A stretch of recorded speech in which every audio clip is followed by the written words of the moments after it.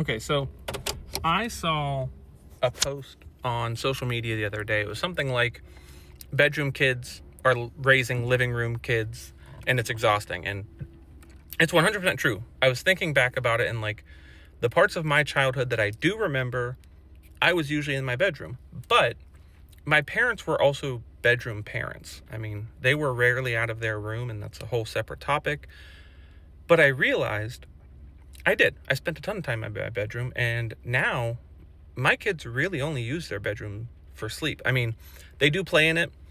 We've had it be a playroom at times, but they're not required to be in their bedroom. They play, they have access to the rest of the house. They can do whatever they want. And I find that really interesting, but it brought up a point that I was thinking about. As a parent, what's something that you swore you would do differently? What is something that you thought you were going to break that generational curse or reoccurring theme or anything of the sort?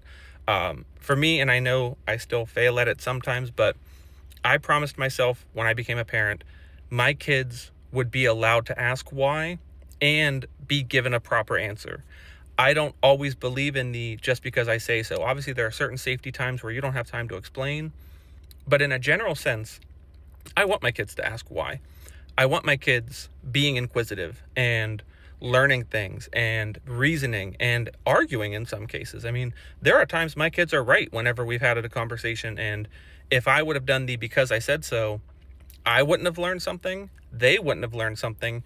And they're learning accountability from both sides. So I want to know from you, what is something in a parenting world that you swore you would do differently? And are you doing it differently? Have you held up that plan? If not, why?